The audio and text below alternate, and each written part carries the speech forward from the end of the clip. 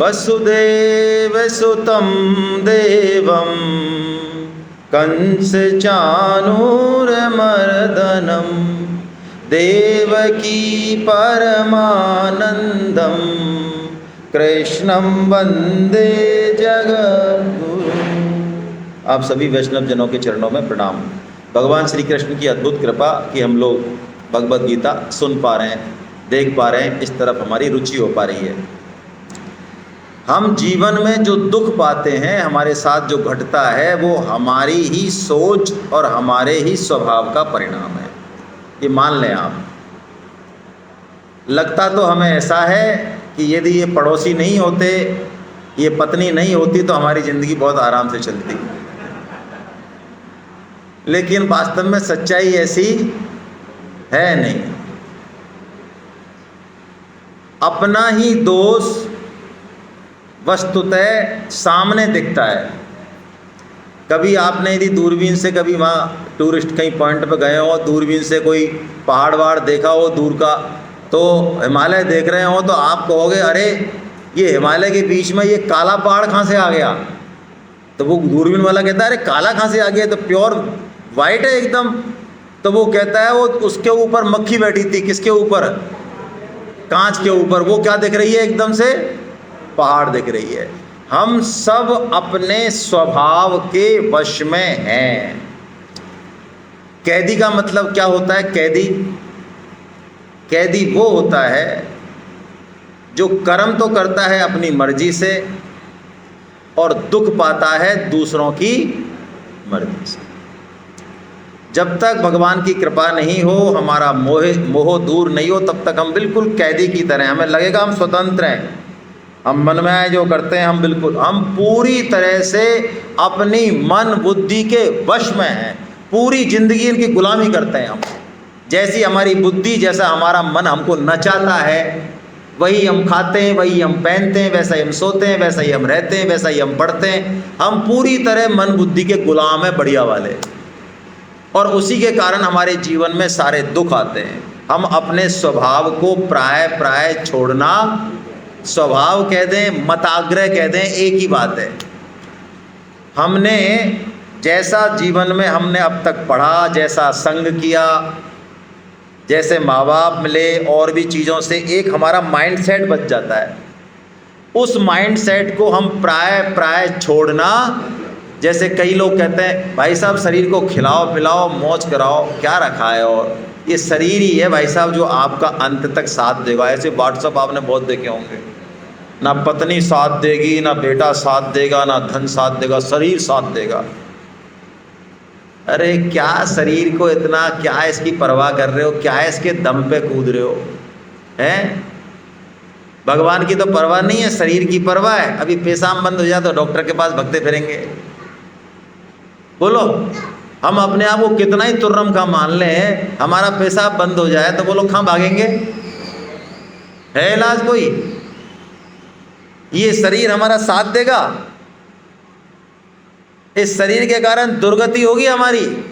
और इस शरीर को कितना ही काजू बादाम खिला लो, कुछ नहीं होगा इससे।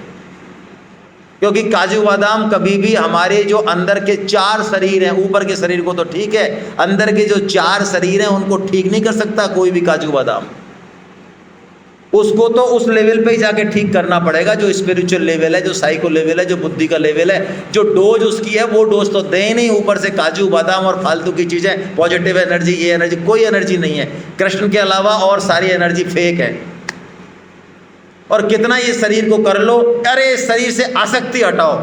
इसको यदि स्वस्थ रखना है, इसको यदि अच्छे से रखना है, ता उम्र ता जिंदगी, तो छोड़ दो इसकी आसक्ति बिल्कुल। ये बढ़िया से करा और रगड़ो इसको सुबह से शाम तक। जहाँ काम मिले, पोंछे का, झाड़ू का, जहाँ जो काम मिले में रगड़ो इसको, तो ये बढ़िया रहेगा। और इसको बिल्कुल ऐसा नई लाड़ी की तरह रखोगे ना, बहुत दुख देगा भाई।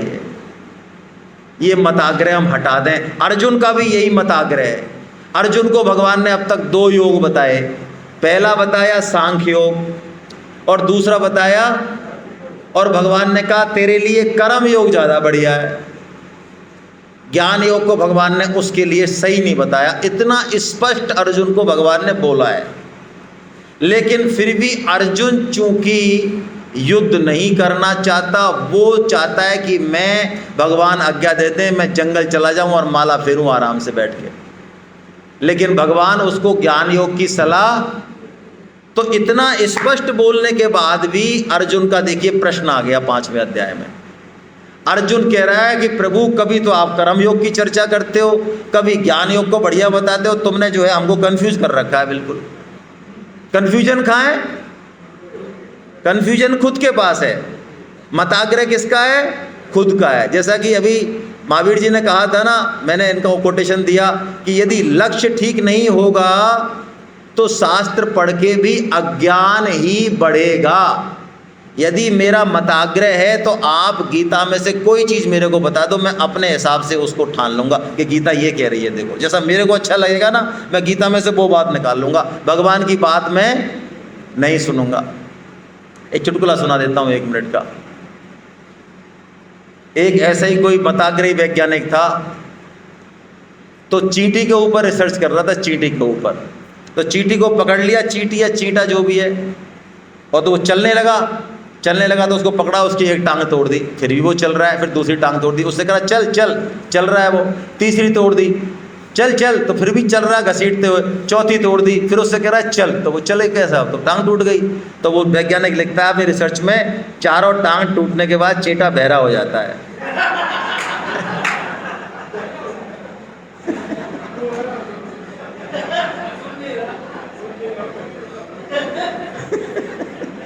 तो गीता पढ़ पढ़ के भी हम जो है करेंगे, हमारी खोपड़ी में जच रही है वही, कृष्ण तुम्हारी जचे जो बोलो, हम हमारे समझ में आ गए हमको जो करना है।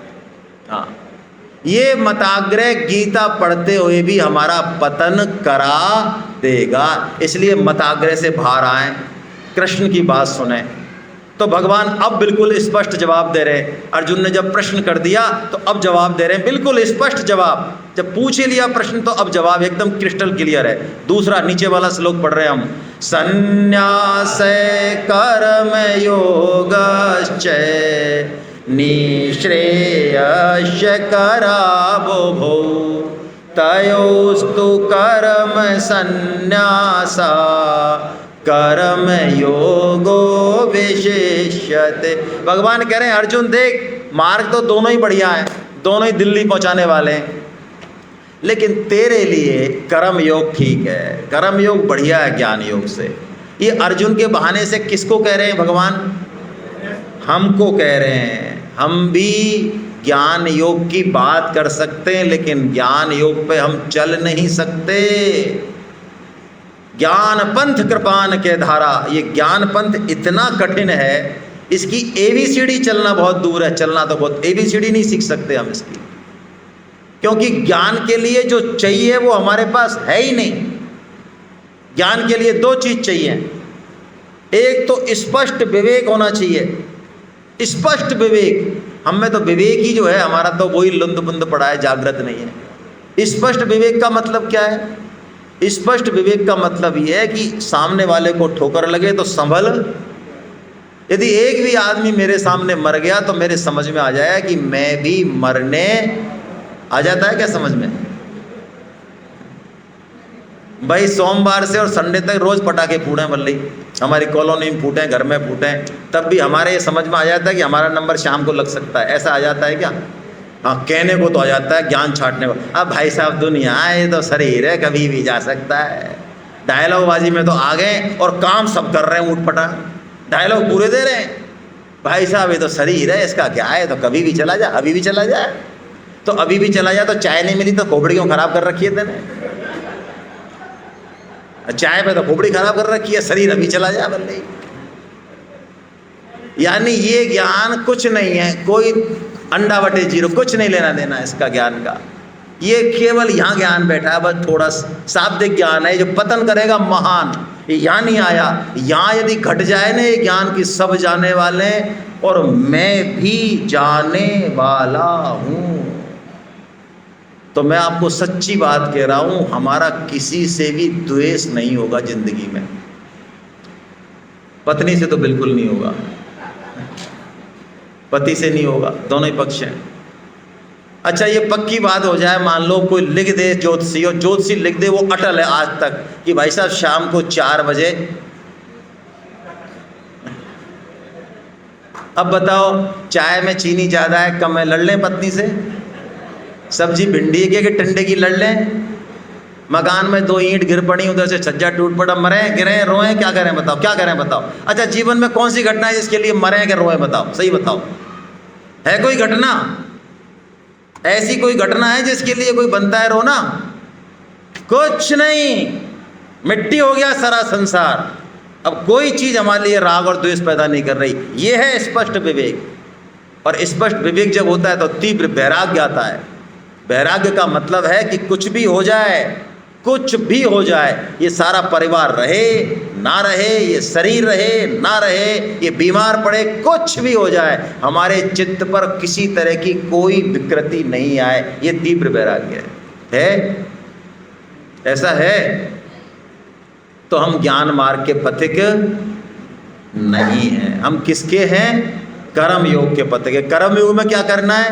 कर्म योग में इतना करना है कि आसक्ति तो है हमारी सबके प्रति, वस्तुओं के प्रति, धन के प्रति, लेकिन कहीं से ये बात समझ में आ गई कि देख भाई अकेला अकेला मत खाए, पछताएगा। इसलिए जो समाज की, परिवार की जो हक है उसको तू दे दे, चालू कर दे। तो दूसरों की जब सेवा करने लगेंगे तो जो हमारी आसक्ति है वो धीरे धीरे धीरे धीरे कम क्यों हो जाएगी? क्योंकि जब हम दूसरों की सेवा करते हैं तो उससे जो आनंद आता है ना, उससे जो खुशी मिलती है वो बहुत अद्भुत होती है। वो खुशी खुद की सेवा से नहीं मिल सकती कभी भी। लेकिन ये बात कौन जानेगा? जो ये कर रहा है। जो नहीं कर रहा है वो तो बेवकूफ़ समझेगा इसको कि यार ये सारी चीज़ें दूसरों को दे देता है, इसको क्या मज़ा आता है पट्टे को। लेकिन उसको पता है कि देने का आनंद लेने के आनंद से बहुत, इसलिए उसका क्या टारगेट रहेगा? वो कर्म करेगा, लगेगा ऐसा कि यार रात दिन पैसे कमा रहा है, दुकान पे बैठा है, दौड़ रहा है, कर रहा है, भाग रहा है, क्या नहीं कर रहा? दुकान है, गाड़ी है, घर है, लेकिन नहीं, उसका लक्ष्य कुछ और फिक्स हो जाएगा। देखिए ये श्लोक बता रहा है, जो कर्म योगी होगा उसकी सारी क्रियाएं किसी लक्ष्य की पूर्ति के लिए होंगी। वो पैसे भी कमा रहा है, वो एजुकेशन भी ले रहा है, वो शरीर भी बना रहा है, तो दूसरों के हित के लिए ही बनाएगा। वो खुद को उससे कुछ नहीं चाहिए। यही श्लोक है और यही जीवन का डायरेक्शन होना चाहिए हमारे। युक्त कर्म फलम त्यक्त्वा शांति माप्नोति नैष्ठ की अयुक्त काम कारेण फले सक्तो। युक्त यानी कर्म योगी जो है वो कर्म फल को त्याग देता है, इसलिए वो महान शांति को प्राप्त होता है। निष्ठ की शांति, ऐसी शांति जो हिले नहीं। देखिए आप किसी दोस्त की शादी में जाएं या किसी बेगाने की शादी में जाएं और वहाँ पर मान लो कोई चीज़ खाने की ख़त्म हो जाए, जैसे कल गुलाब जामुन मिले तो वो गुलाब जामुन ख़त्म हो जाए मान लो शादी में, तो आप, क्योंकि आपके घर की शादी नहीं है इसलिए आपके दिमाग में बहुत ज़्यादा बेचैनी होगी? नहीं होगी, बल्कि आप ये सोचोगे यदि उसका भला करना चाहते हो कि यार ऐसे कि ऐसे गुलाब जामुन और कहाँ से आए या बन सकते हैं क्या, मतलब उसके सॉल्यूशन पे आप जाओगे। और यदि मान लो आपकी खास बहन की शादी हो खुद की, और जो आ रहे हैं भाई साहब वो थोड़े नक चढ़े हो मान लो, तो आपकी कैसी हालत हो जाएगी? यार ये मामला बिगड़ा। यानी हम जो कर्म करते हैं उसके फल में यदि हमारी आसक्ति है कि ऐसा ही होना चाहिए तो क्या होगा? फिर हमारी शांति कभी भी स्थिर नहीं रहेगी। लेकिन कर्म योगी चाहे कोई भी काम करे, परीक्षा देगा, पूरे दम से देगा, फेल हो चाहे पास हो, है ना, उसकी शांति मेंटेन रहेगी। लेकिन अयुक्त यानी जो कर्म योगी नहीं होगा वो फल की इच्छा से काम करेगा, इसलिए वो अच्छे अच्छे कर्म करते हुए भी बंध जाएगा। तो ध्यान रखें ये श्लोक क्या कह रहा है। ये श्लोक ये कह रहा है कि हम वस्तुतः खराब कर्मों से बंधते नहीं हैं और शुभ कर्मों से मुक्त नहीं होते हैं। कर्म के पीछे का जो हमारा भाव है उससे हम बंधते हैं। यदि हम कर्म फल में इच्छा रखते हैं तो हम बंधेंगे, और कर्म फल में इच्छा नहीं रखेंगे तो हमारा हर कर्म कर्म योग हो जाएगा, हमारे घर का काम भी कर्म योग हो जाएगा। ऐसा तो इस कर्म फल से इच्छा हम करते क्यों हैं, वो कारण बताया भगवान ने। ये बड़ा इंपॉर्टेंट श्लोक है, इसको थोड़ी चर्चा करते हैं, पढ़ लेते हैं पहले। ये ही संस्पर्जा भोगा दुख योनय एवते,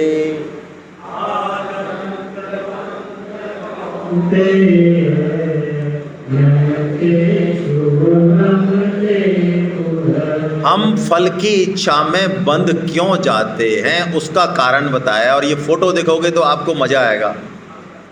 ये हमारी हालत का वर्णन है भाई। हम समझ तो रहे हैं कि पता नहीं हम जो है यानी कितने वर्षों कितने कल्पों तक जिएंगे, लेकिन देखो हमारा सुख कैसा है जीवन का, और हमारा जीवन कैसा क्षण भंगुर है। ये देखो इस चित्र में ये भाई साहब लटक रहे हैं डाली के, कौन है ये? अरे हम ही हैं, और कौन है? तो ये डाली को काट रहे दो चूहे, देखो आप, एक तो काला और एक कौन है? दो चूहे, दिन और रात। ये रात और दिन हमारे आयु को छीन कर रहे हैं। अब ये तो कर ही रहे, और उससे पहले मान लो हमारे हाथ छिटक पड़े तो नीचे कौन भाई साहब बैठे हैं? सांप बैठे। अब इन सांप से भी चलो हम हाथ को कस के पकड़ लें तो ये हाथी देखो काल रूपी, ये कह रहा है मैं पेड़ ही उखाड़ दूं पूरे। और इन सब झंझटों के बीच में भगवान श्री कृष्ण भी हमारी तरफ देख रहे हैं कि तू जरा हमारी तरफ तो देख थोड़ी सी, तो ये सारी व्यवस्थाओं से तेरे को छुटकारा दिला देंगे, लेकिन हमारा कतई ध्यान नहीं है। ऐसी जिंदगी में, हाँ, ऐसी परेशानी के बीच में अब होता क्या है, बड़े परेशान हैं चारों तरफ से ही। इस बीच में एक छत्ता लटक रहा है ऊपर, तो उस छत्ते की जो एंगल है वो ऐसा है कि उसमें से जैसे ही शहद की बूंद गिरती है तो हम कहते हैं वाह यार मजा आ गया। ये ऐसा जीवन है हमारा। भाई गृहस्थों का तो ऐसे ही है, जिनकी शादी हो चुकी, किन लोगों की शादी हो चुकी है भाई? रात और दिन गधे की तरह लगे रहते हैं, और थोड़ा सा सुख मिलता है जो कहते हैं अरे मजा आ गया भाई साहब तुम्हारी कसम।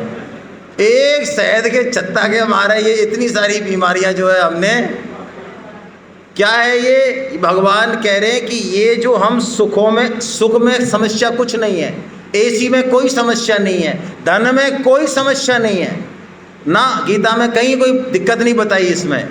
हम जो इनकी इच्छा करते हैं, हम जो इनके प्रति आसक्ति करते हैं, धन हमारा पतन नहीं कर सकता, कभी नहीं करेगा, लेकिन धन बना रहे और बढ़े उसको हम अपना मानते हैं। ये जो हमारा कनेक्शन है ये हमारा पतन। भगवान श्री कृष्ण के पास ज़्यादा धन है, हमारे पास ज़्यादा धन है, बताओ? अरे धन की देवी उन्होंने तो अपने जो रख रखी है हृदय में, बताओ? लक्ष्मी जी मैया जो है हमारी मैया कहाँ बैठी हैं? भगवान के बख्शिश स्थल में बैठी हैं, बोलो। अब उनसे ज़्यादा और ऐश्वर्य किसके पास होगा? उनका पतन हो रहा है। और लक्ष्मी जी जब वरमाला लेके आई थी, जब निकली थी समुद्र से, तो जो है भगवान श्री कृष्ण ऐन खड़े हो गए, कहते लठ बन के, बिल्कुल उदासीन की तरह। तो लक्ष्मी जी ने सबको देखा, ऋषियों को देखा, तपस्वियों को देखा, इनको देखा, उनको देखा, आखिर में उन्होंने माला किसको डाली? क्यों? भगवान उदासीन है लक्ष्मी जी की तरफ से। यानी यदि हम सुख भोग और ऐश्वर्य के प्रति अंदर से उदासीन रहेंगे तो ये सब दौड़ दौड़ के हमारे पास आएंगे, लेकिन अंदर से यदि लालसा बनी रही भोगों की तो भगवान कह रहे हैं वो हमारा सत्यानाश कर देगी। भोग तो फिर भी सत्यानाश नहीं करेंगे, लेकिन भोगों की जो लालसा है ना वो सत्यानाश कर देगी। ऐसा गरीब आदमी जिसको पैसों की और धन की विशेष लालसा है उसको गीता भोगी कहती है, और राजा जनक जिसके पास महान ऐश्वर्य है, धन है, उसको गीता योगी कहती है। उसके पास बहुत कुछ है फिर भी योगी है, इसके पास खाने को रोटी नहीं है तब भी ये भोगी है। इसलिए हमको ये काम नहीं करना भाई, ये हमारी असली जड़ है। हम ये संसार के सुखों से थोड़ा सा दूर हटते जाएं। अब बहुत भोग लिए, विचार पूर्वक इनको त्याग दें।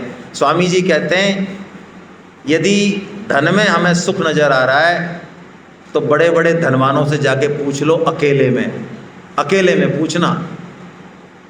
रोते हैं वो, उनको अपने घर वालों से डर लगता है, अपने पुत्र से, अपनी पत्नी से डर लगता है कि जहन नहीं मिला दें यार ये पट्टा। हाँ, ये स्वामी जी बताते हैं, उनके पास बड़े बड़े करोड़पति अरबपति रोते हैं। यदि स्त्री में सुख लग रहा है तो स्वामी जी कहते हैं जिनके पास 3-3 4-4 स्त्रियां, जरा उनसे पूछ लो उनकी हालत हमसे बढ़िया है या घटिया है, उनके पास जाके पूछो जिनके पास 4 है।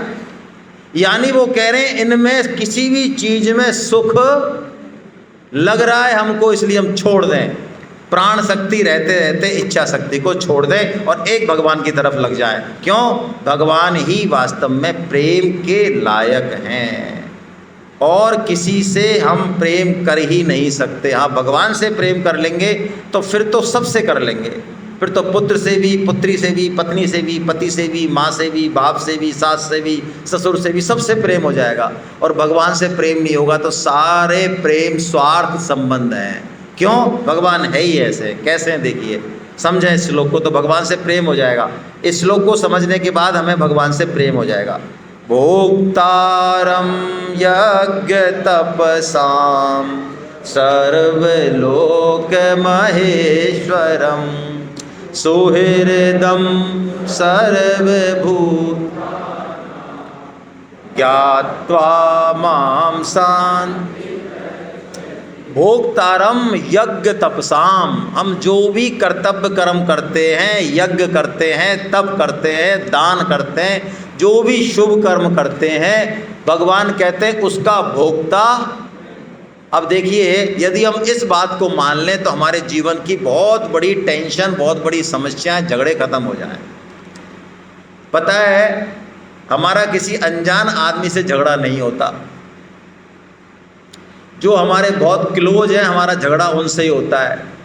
मान लो पत्नी ने 10 काम हमारे पसंद के करे और 11वां काम नहीं किया, तो इसी बात पे हो सकता है हम मुंह फुला के बैठ जाए।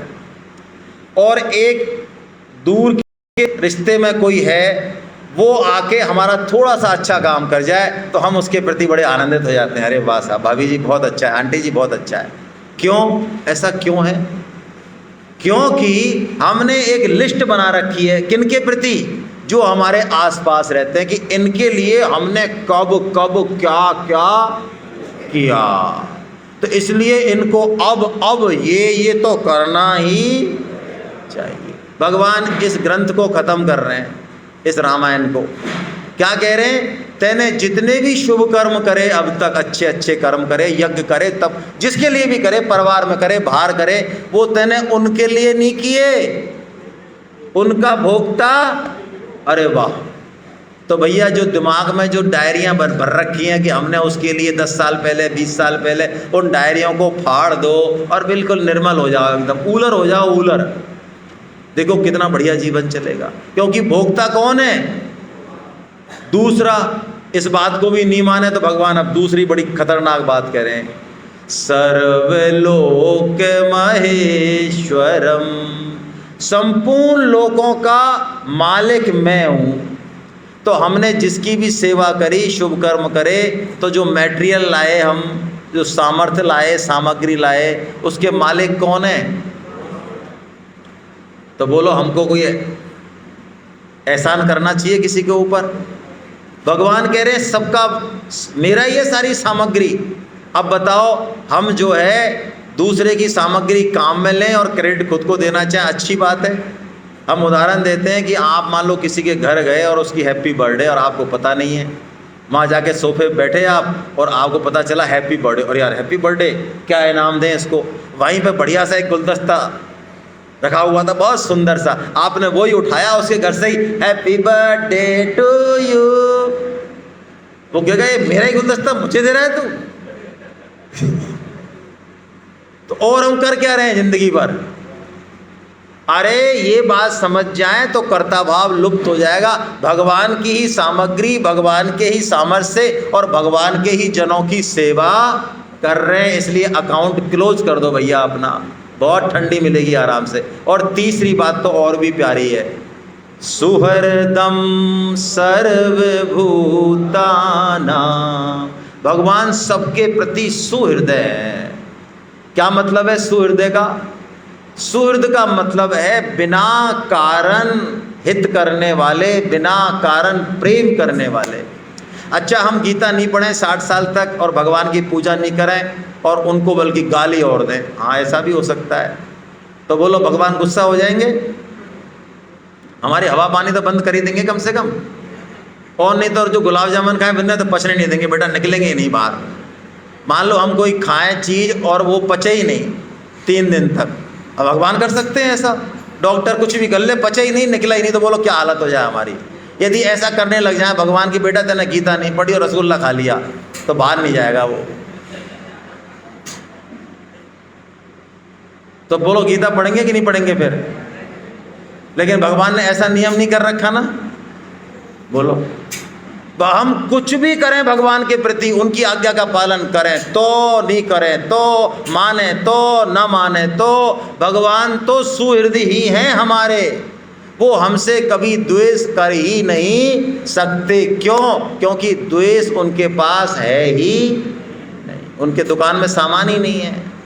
उनके पास तो केवल प्रेम ही प्रेम है। ऐसे प्रेमी को हम जान जाएं, पहचान जाएं, थोड़ा सा उनकी तरफ देख लें, क्या आनंद आने वाला है, वो आनंद भगवान आगे बताएंगे। भगवान कहते हैं मेरा प्रेमी भक्त ऐसा जानकर शांति को प्राप्त हो जाता है। हरे कृष्णा।